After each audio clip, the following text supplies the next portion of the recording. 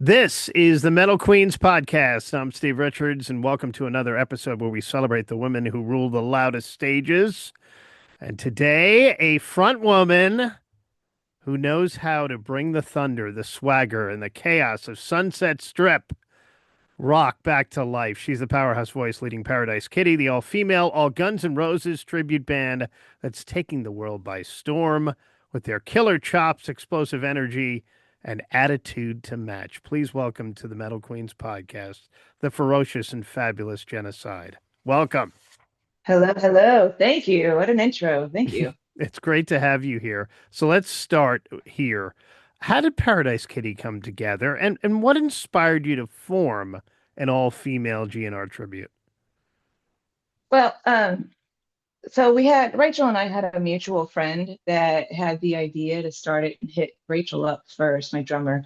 And um that was our very first guitar player. And she happened to know that I had a couple of crazy days in Nashville where I had won a karaoke contest singing Guns N' Roses underage, and I got arrested because I was underage and I was so smart when I was drinking that I was signing the check and they had to see my ID and I gave them my actual ID. Well, it was kind of arrested, kind of not. Like they were just like, okay, we'll take you down. Let's get the fuck out of here kind of situation. But she knew that I was already that person. Um, so she hooked me and Rachel up. And unfortunately, she wasn't able to do all the dates. And Rachel and I, we kind of grabbed the bull by the horns no matter what we do. So we saw each other, kindred spirits. And we've been going for 10 years strong ever since. It's taken us all over the world. So we're grateful. I found a sister in arms. I got my girl gang. It's pretty dope. The energy you bring to the stage is pretty wild. It's part rock show, part revival, part riot. What were your Thank you. earliest influences growing up that led you to this kind of music and performance style?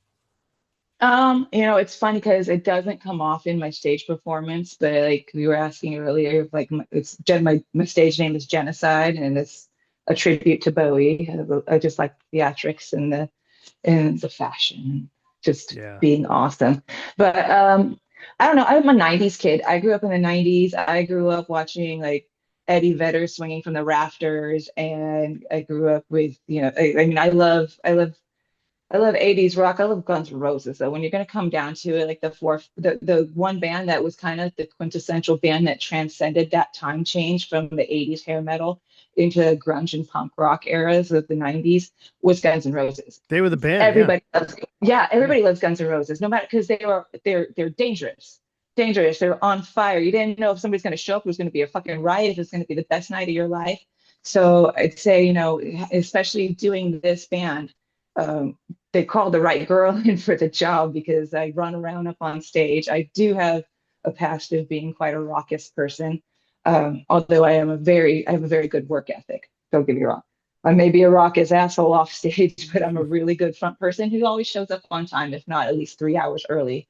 Um, but yeah, I mean, I have to say, when it comes down to it, like to do this band in particular, Axl Rose is the number one person that I was like, okay, I have to embody that. We have to embody it. We may have like this, we have a different vibe to our stage show. It's more of a party, but you have to have some sort of tenacious balls to take on a serious front person like that. And Yeah. I like to think in another life I was born with a different set of genitalia, probably. I don't know. But yeah, so you have to, that's the number one. And after all that, um, my dad was really big on, he saw that I was a stage person right off the bat as a kid. I used to take my Barbie and the rockers and I'd stick them in the tour van. I had the full stage set and I'd tie a string on my Barbie and the rockers and I'd take them from one driveway to the other. I'd set up the stage, I'd put them all in their poses. I'd play the cassette tape on my Walkman. Then I'd pack them all up and I took them to the next town. And he knew, he's like, well, this kid's gonna be traveling her whole life making music. So he stuck me in front of the TV and he's like, here's Freddie Mercury, watch this, emulate this. Here's James Brown. What can you get from this? Like he gave me all the best like front people to watch and emulate. And I did that as a kid. Everybody dressed up as like superheroes and stuff for Halloween. I was the one that was a rock star, you know. Yeah. So that was I never played house. I played Let's Go on Tour,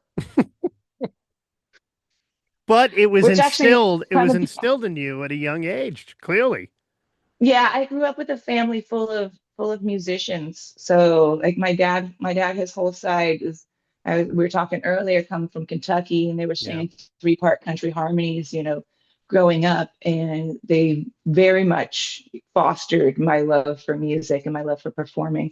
And on my mother's side, my uncle's a songwriter. He's written songs for like Ringo Starr and stuff. So it's been it was kind of it was I was always the one that was gifted a musical instrument growing up. I was the one, like, for Christmas, I got guitar lessons. For Christmas, I got new guitars and microphones and PA systems and stuff. We weren't rich, but the family found a way to find it and make it happen, even if they had to go and find the local nightclub that was shutting down and buy things at auction. They got it for me. You guys are covering one of the most iconic debut albums in rock history, Appetite for Destruction. What's the most challenging and the most fun part about channeling that raw GNR energy as a front woman? Huh. You know,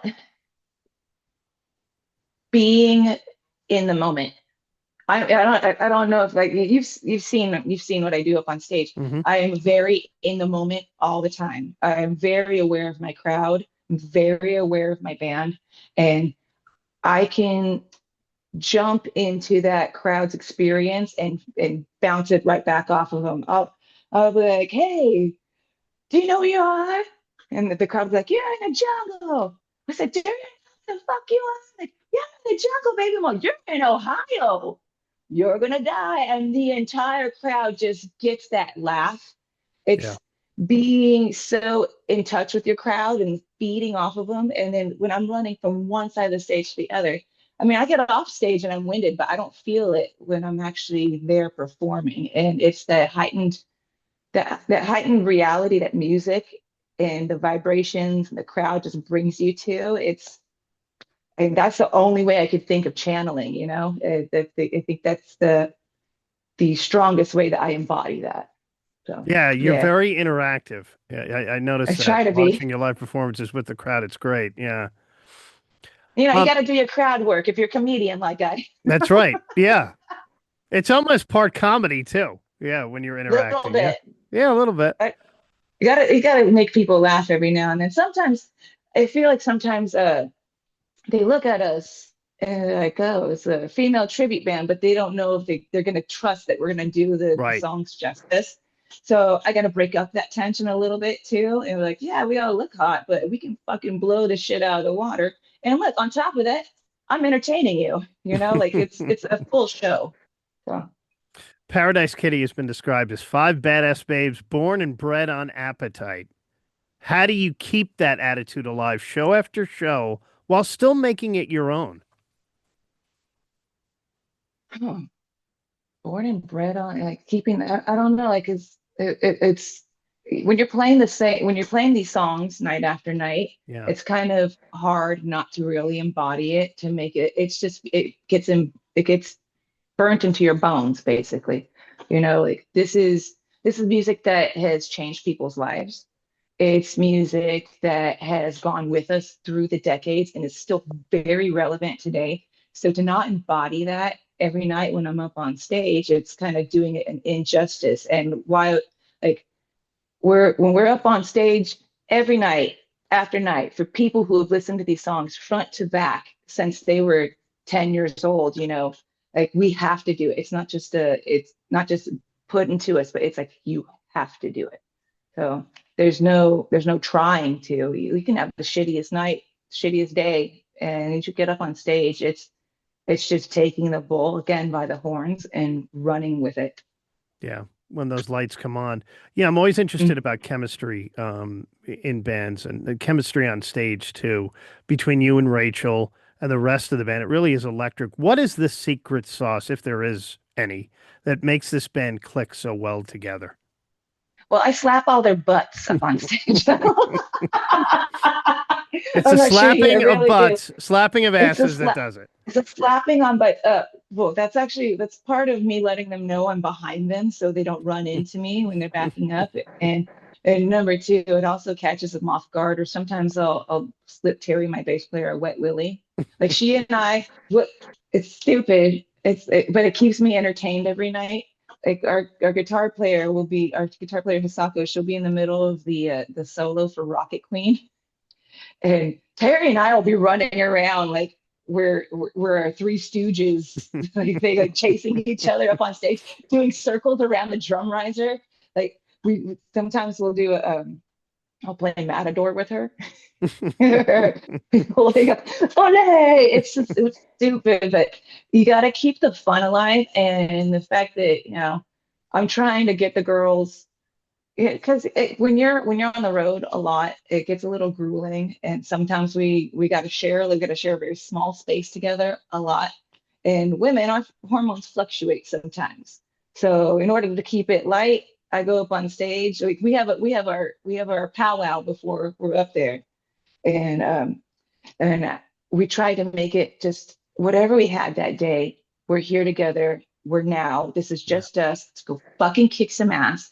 And then when I see somebody get in their head, I'll start to fuck with them up on stage a little bit. It resets the clock, and that's how you keep a good energy flowing. You have to really just notice when your homegirls are going a little bit, and they'll do the same thing to me, especially Terry. Terry will come and get me. She's the one that will initiate that bullfight every night in the middle of Rocket Queen. And when you guys see it, it's stupid. It's hilarious, but it's stupid.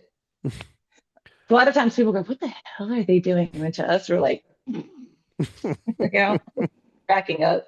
So yeah, there you go. You have shared stages with everyone from classic rock icons to modern metal acts. Any unforgettable moments? Hmm. It's kind of cool being up on stage while Tommy Shaw is playing a fucking the last we played when we're playing it coming up soon is a Grand Casino in Hinckley. And the last time we played there was Rocktoberfest, and they were headlining. Styx was headlining. That Mm, was really cool. That was like, and then he walks off, and I'm a giant Tess. I'm 5'9", and in my shoes I'm 6'1". And when little Tommy Shaw comes out, but he's this fucking powerhouse, right? Like you just yeah. feel his presence when he's walking off. He's like, "Oof," right? And he's like, "Hey, good job." I was like, dude, you guys hear that? That's pretty cool. He launched our set too. Like, that's pretty cool. So that was a really cool moment. I mean, I have a ton of them. But that one in particular comes to mind just because that's where we're headed next. So that's pretty cool. Yeah, with That, that was pretty cool. Stephen Percy from Rat. Yeah. Yeah, that's gonna be great. Piercy, DeMartini, Slaughter. It's Slaughter? Like they're our homies. We've done festivals together. It's gonna be a really great night. It's on the 21st, September. It's September, November 21st. So yeah, that's going to be a fun night. And That's going to be one of those nights. Tommy and Styx can still bring it too. I just got tour dates on them Yeah, they're next year too. Yeah, amazing. every year, perennial touring with that They're band. amazing. The Amazing. the Sunset Strip, Jenna, is of course legendary. That scene there on the Sunset Strip, and you've Mhm. helped keep that spirit alive. How do you think LA's rock culture has evolved, and what's the scene like today, specifically for women in rock and metal? What do you think? I think for women in rock and metal now, it's more alive than it ever has been. The advent of social media really showed girls, young girls, from everybody's like millennials like me on to you get Z's and whatever this next generation is. But little girls are picking up guitars and Yeah. drums and they're seeing other women. Like growing up in the 90s, we didn't have that. I mean, we had like Concrete Blonde, I Hmm. had like Four Non Blondes, I had Hole, but it's like a very few and far between. And we didn't see your neighbor down the street picking up a guitar. Whereas now it's like a plethora of, I think that women have become the, um, like there, it's like 46% of guitar sales. My buddy runs Schecter, and he said like 40%, 46% of our sales now are going to women. Yeah. And that's amazing. Yeah. women feeling empowered by their instruments. So, in the scene in rock and metal today, I really feel women are taking over, and I mean, it's a beautiful thing to see. Like these, you see beautiful women taking on these heavy, heavy instruments and just thrashing, you know. I wish that I would have had that growing up, but I'm glad to be somebody who is helping in that trail to blaze. Because growing up in the sunset scene for me in the 90s is when kind of when the Hollywood hair vibe was going down, you know. It was all grunge and new metal, which that's my generation, and it's a music that I love, but it completely changed the landscape of what the Sunset Strip looks like. It's like how New York does now. It's kind of very gentrified and cleaned up while there's still homeless around the streets. Yeah. But we still have the staples. We still have the Roxy. We still have the whiskey. We still have the Rainbow. And fingers crossed, we still have the Viper Room for as long as we have the Viper Room. But it's a very small section of the strip that is been left alone because it's it's grandfathered into the historical society, and that's where all of us have our last bastion. Um, it's still a great place to go. It's still a great place to see bands, but it's nothing like it was in the 80s and 90s. I wish that it was, but I mean, music has kind of ushered in a whole different way because of social media, and it's a good thing. It's a bad thing. You know, streaming is a way different way of selling your music. Like musicians, we don't get we get a fraction of a cent every time our song is streamed somewhere, and we can't make a living off of that. So merchandising is the way to go. And with all these girls that have really honed in on social media and being able to sell through products that they're endorsed by, they found a great new way of actually monetizing their talents and their careers. And so I commend them. It's something that none of us would have thought of back in the 80s, in the 90s growing up. We wouldn't have thought that. Like now you can see what your favorite rock star eats for breakfast. Yeah. I kind of miss the days of the autonomy, like in the veil that rock stars had. So I didn't have to know what kind of coffee they were drinking because it makes them too human and not a rock star, not a god. But I guess the way that the new generations are really looking at it is having your gods be touchable or be the person down the street makes it more accessible to be an artist for them, I guess it's the reason why a lot of people still want, like, they all want to be influencers now, because to be an influencer means that you can at least get paid somewhat to make your art. Hmm. Whereas, like musicians like me, I'm still getting used to traversing social media where I used to be in the studio all the time and I was making my money recording in the studio. Not doing that much anymore because, well, streaming platforms hit. But these girls have found a way, and it's commend them for it. They're at least they're picking up guitars and they're showing other girls it's okay to play. Yeah, and now I was just talking about this earlier today. Now the fans have access to the artists through social Hmm. 24/7. It used to All the be time. you'd see him, you get on the VIP meet and greet, say hello to him, maybe go to a few other shows in different towns and follow him around, and that was it. Yeah. Once they Yeah. got back Yeah. on the tour bus, had no interaction with them. Now it's constant. Yeah. It's kind of scary. Like maybe if you're a great if you're one of those people that are at the top notch, then they don't normally do their own social media. They have a social media manager and somebody running it for them, doing all their stuff. But they're still posting up pictures of like, hey, I'm here, I'm here in Encino eating at this eatery with my dog. You're like, it's not it's not the way that it was before. And I was just talking with my man about this because we grew up idolizing people, like Yeah. idolizing them, right? I don't think that rock stars are idolized anymore. You don't have a Lemmy anymore. You don't have a Bowie anymore. I mean, and the last of them that we do have, we got to hold on to them because they're all disappearing. But we can't help it. People get older, but nobody has really crossed over that kind of mystique.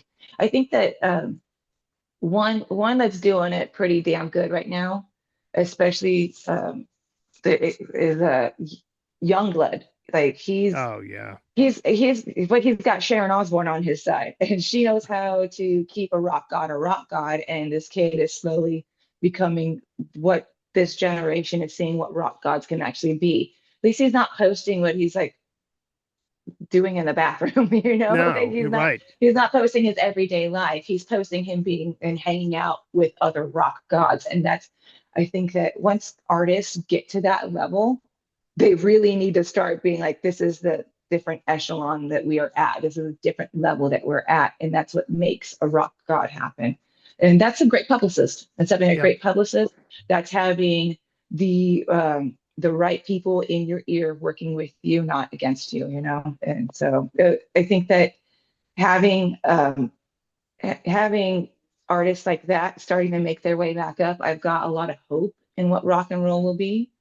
I wasn't a big fan of Youngblood when he first came out, but seeing the stuff that he's doing with Steven Tyler, it's like that's cool. That's fucking cool. You're hanging out making a record with Steven Tyler. Stay on that track. Don't let them say you need to keep on posting. Like, what was it? I had a social media manager hit me up like you need to be posting all the time. Like it doesn't matter what you post, just post something. I'm like, that's bullshit. I'm not gonna sit here and waste like 30 minutes of my day to post about what I was eating this morning for breakfast. Nobody wants to know that. And if they want to know that, that's a stalker and that's fucking weird. Weird. All right, Jenna. So what is coming up in 2026 for Paradise Kitty? 2026, we have a couple of things that we have announced that I can tell you about. We're doing the Monsters of Rock cruise in April, which is like our regular thing. If we're not playing it, then Rachel and I are on it. But this year we're playing it. So that's going to be amazing. Go to monstersofrockcruise.com for your cabin. It's a 5-day party of every single band that you grew up listening to and brand new bands that they're bringing in. They always bring in amazing bands, and you get to party with all your favorite rock stars, with your favorite rock stars. They're actually fucking rock stars. And then and we just announced Des Plaines Theater in Illinois. That's coming up in February. And we're going to be doing a run around that. Haven't announced any of those. And we have a couple other runs that I can't announce yet, but those are later on in the year.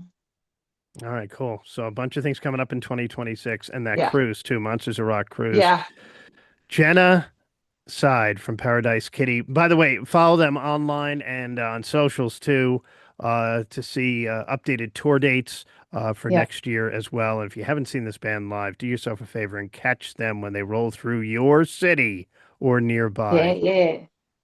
Paradise Thanks, Kitty. Steve. Jenna, thanks so much for joining me. This is great, man. Hit me up anytime. Let's do this again. We will do it again. And thanks for watching the Metal Queens podcast. Like it, share it, subscribe to it, write a review. I'll talk to you again next time. I'm Steve Richards.